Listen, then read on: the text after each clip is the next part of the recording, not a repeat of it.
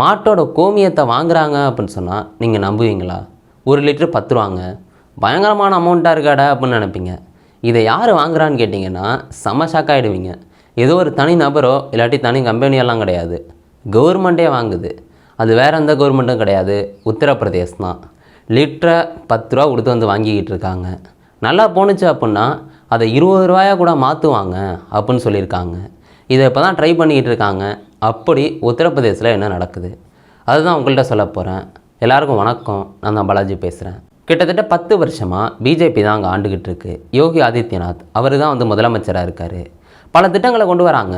அதில் ஒரு திட்டம் தான் மாட்டு கோமியத்துக்கு காசு கொடுக்கறது. இது மாநிலம் ஃபுல்லாக பரப்பிட்டாங்களான்னு கேட்டிங்கன்னா அதுதான் கிடையாது. இப்போ ட்ரை பண்ணிக்கிட்டு இருக்காங்க. அதனால புலந்தஷார் அப்படின்னு சொல்லப்படுற மாவட்டத்தில் சியானா அப்படின்னு சொல்லப்படுற தாலுக்கா அங்கே உள்ள ஒரு குறிப்பிட்ட கிராமங்களை செலக்ட் பண்ணுறாங்க. முதல்ல நர்சைனா அப்படின்னு சொல்லப்படுற கிராமத்தை செலக்ட் பண்ணி அங்கே உள்ள பெண்கள்கிட்ட வந்து இதை சொல்கிறாங்க, இது மாதிரி மாட்டு கோமியம் கொண்டு வாங்க, உங்களுக்கு காசு தரோம் அப்படின்னு. இப்படி 1 லிட்டர் கொண்டு வந்தால் 10 ரூபா கொடுக்குறாங்க. இது மாதிரி ரெகுலராக வந்து நடந்துக்கிட்டே இருக்குது. தினமும் அந்த லேடிஸ் வந்து கொண்டு வந்துக்கிட்டே இருக்காங்க. அந்த திட்டத்தை சுற்றி இருக்க மிச்சம் 14 கிராமங்களையும் வந்து கொண்டு போகிறாங்க. எப்போ எல்லோரும் வந்து மாட்டு கோமியம் கொண்டு வாங்கன்னு. இப்போ 15 கிராமங்களில் இந்த திட்டம் வந்து இருக்குது. பெண்கள் வந்து 300 பேர் இதில் சேர்ந்துருக்காங்க. இதை வந்து யார் வந்து கலெக்ட் பண்ணுறா அப்படின்னு கேட்டிங்கன்னா ஒரு விவசாய அமைப்பு, அவங்க தான் அதெல்லாம் வந்து கலெக்ட் பண்ணிக்கிட்டு இருக்காங்க. எல்லாம் கவர்மெண்ட்டு கீழே தான் வருது. இப்படி 1 லிட்டரை வந்து 10 ரூபா கொடுத்து வாங்கிக்கிட்டே இருக்காங்க. ஒரு நாளைக்கு எத்தனை லிட்டர் கோமியம் தெரியுமா கலெக்ட் ஆகுது? 15 கிராமத்தில் 500 லிட்டருங்க. அதாவது நினச்சி பாருங்களேன், கிட்டத்தட்ட 10 ரூபா போட்டிங்கன்னா 5000 ரூபா ஒரு நாளைக்கு கவர்மெண்ட் வந்து 15 கிராமத்துக்கு மட்டுமே கொடுக்குது. அதுவும் அதிகமாக கோமியம் வந்து கொண்டு வந்தாங்கன்னா காசு இன்னும் அதிகமாக வரும். ஒருத்தங்க 5 லிட்டர் கொண்டு வந்தாலே 50 ரூபா. யோசிச்சு பாருங்கள். இப்படி மாதத்துக்கு வந்து கணக்கு பண்ணி பாருங்கள். இதில் வந்து கவர்மெண்ட் என்னடா பண்ணுவாங்க? வாங்கி சேர்த்து வைக்கிறாங்களா இல்லாட்டி வாங்கி கொண்டு ஊற்றுறாங்களா அப்படின்னு கேட்டிங்கன்னா அதை வாங்கி வந்து சேமிக்கிறாங்க. ஒவ்வொரு கிராமத்துலேயும் 200 லிட்ரு கோமியை சேமிக்கிற அளவுக்கு தொட்டி கட்டி விட்டுருக்காங்க. இப்படி அதில் வந்து சேமிச்சுக்கிட்டே இருக்காங்க. அதை கடைசியாக என்னடா பண்ணுவாங்க அப்படின்னு கேட்பீங்க.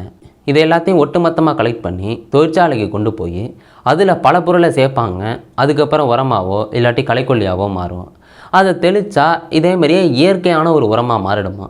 இதை வந்து கவர்மெண்ட்டே விற்க போகிறாங்களாம். அதாவது 10 ரூபாய்க்கு கோமியத்தை வாங்கி இவங்க பல பொருளை சேர்த்து அதை உரமாவோ களைக்கொல்லியாவோ மாற்றி அதை விவசாயிகளுக்கு வந்து விற்க போகிறாங்களாம். இதனால் கவர்மெண்ட்டுக்கும் லாபம் இருக்குமா. இதை தாண்டி அங்கே இருக்கிற பெண்கள் அவங்களுக்கும் வந்து இதே மாதிரி காசு கைக்கு போகும்.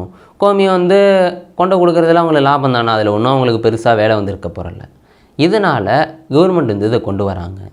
ஆனால் இது நடைமுறைக்கு சாத்தியமா அப்படின்னு கேட்டிங்கன்னா அதுக்கு தான் வந்து ட்ரை பண்ணுறாங்க. இவ்வளோ லிட்ரு, அதாவது 15 கிராமங்களே இவ்வளோ லிட்ரு வந்து வருது. அப்போனா ஒட்டுமொத்த உத்தரப்பிரதேசம் ஃபுல்லாக ட்ரை பண்ணால் எவ்வளோ லிட்ரு வரும் அப்படின்னு யோசிச்சு பாருங்கள்.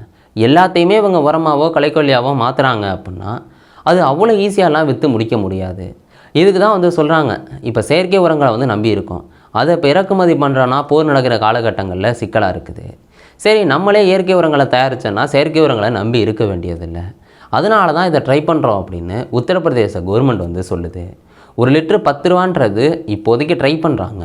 நல்லா போணுச்சு அப்படின்னா கண்டிப்பாக 20 ரூபாயாக மாற்றுவோம் அப்படின்னு கவர்மெண்ட்டே வந்து சொல்லியிருந்திருக்கு. இதில் என்னென்னா பல எதிர்கருத்துகள் கண்டிப்பாக வரும். இப்படிப்பட்ட திட்டம் இருக்குது அப்படின்னா கண்டிப்பாக எதிர்ப்பு வருமா இல்லையா? நிறைய ஆதரவு இருந்தாலும் பல எதிர்ப்புகளும் வந்துக்கிட்டு தான் இருக்குது. முதல்ல எதிர்கட்சி, அங்கே உள்ள சமாஜ்வாதி கட்சி வந்து பார்த்துட்டிங்கன்னா பயங்கர எதிர்ப்பு. என்னங்க அது திட்டம், நீங்கள் வந்து எலெக்ஷன் வரப்போகுது, அதனால் கடைசி நேரத்தில் மக்களை கவர்ற மாதிரி ஒரு திட்டத்தை கொண்டு வரீங்க, இதெல்லாம் சாத்தியம் கிடையாது அப்படிங்கிற மாதிரி அந்த எதிர்கட்சி வந்து சொல்லுது. காரணம் என்னென்னா இப்போ வர்ற ஜனவரி 2027 இல்லை பிப்ரவரி இந்த மாதிரி காலகட்டங்களில் எலெக்ஷன் நெருங்கி வந்துடுமா. அதுக்காக வந்து நீங்கள் அப்படி கொண்டு வரீங்க. இந்த விஷயத்தை யூஸ் பண்ணி அப்படியே மக்களுக்கு பணம் கொடுத்து ஓட்டை வந்து வாங்கிடலான்னு நினைக்கிறீங்க. உத்தரப்பிரதேசில் பல பிரச்சனைகள் நடந்துக்கிட்டு இருக்குது. அதை தாண்டி பல கொஸ்டின் பேப்பர் லீக் ஆகுது. அப்புறம் ராமர் கோவில் இஷ்யூ அப்படின்னு பலது நடந்துக்கிட்டு இருக்குது. இதை எல்லாத்தையும் திசை திருப்புறதுக்கு தான் நீங்கள் கோமியத்துக்கு காசு கொடுக்குறீங்க அப்படின்னு எதிர்கட்சி வந்து சொல்லுது.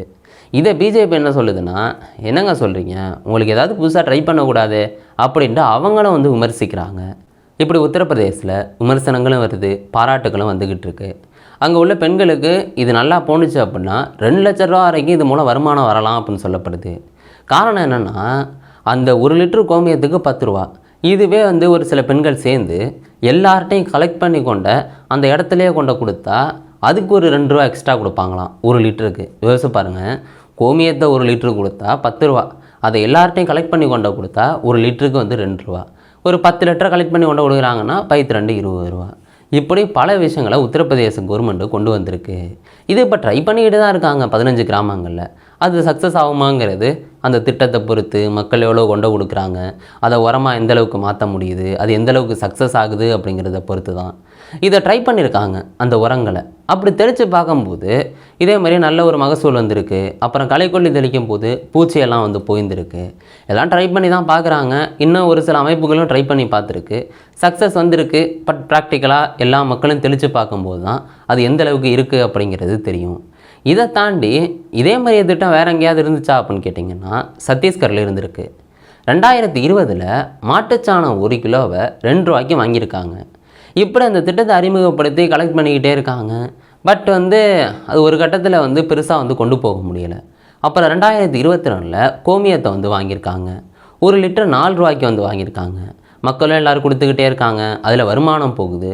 கிட்டத்தட்ட 500 கோடி ரூபா திட்டம் அப்படின்னு வந்து சொல்லப்படுது. அதில் வந்து பயனடைஞ்சிருக்காங்க மக்கள் அப்படின்னு சொல்கிறாங்க. இப்படி போகும்போது தான் அடுத்த பிஜேபி கவர்மெண்ட் அங்கே வந்திருக்கு.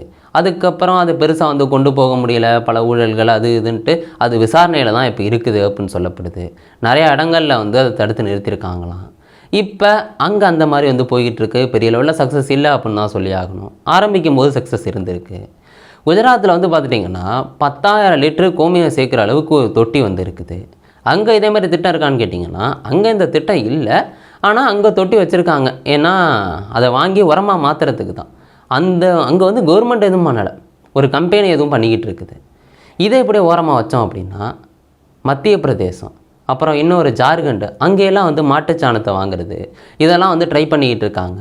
இப்படி இந்தியாவில் ஒரு சில மாநிலங்கள் இப்படியெல்லாம் வந்து வருமானத்தை பெண்களுக்கு ஈட்டி கொடுக்க முடியுமா அப்படின்னு யோசிச்சு பண்ணிக்கிட்டு இருக்காங்க. அதெல்லாம் எந்தளவுக்கு சக்ஸஸ் ஆகுதுங்கிறதெல்லாம் நம்ம பொறுத்திருந்து தான் பார்க்கணும். நீங்கள் இந்த திட்டத்தை எப்படி பார்க்குறீங்க? இதனால் மக்கள் பலனடைவாங்க அப்படின்னு நினைக்கிறீங்களா? அது மட்டும் இல்லாமல் கவர்மெண்ட்டுக்கு இது மூலம் வருமானம் வரும்னு நினைக்கிறீங்களா? ஏன்னா உரம் வந்து விற்கும்போது தான் அதுலேருந்து வந்து வருமானம் வரும். அதுவும் ரொம்ப பெரிய ப்ராசஸாக தான் இருக்கும். ஏன்னா அதில் கோமியத்தை வாங்கி அது உரமாக தயாரித்து அதை மக்கள்கிட்ட கொண்டு போய் சேர்த்து அதுவும் எந்தளவுக்கு வந்து காசு கொடுத்து மக்கள் வாங்கணும் அப்படிலாம் தெரில.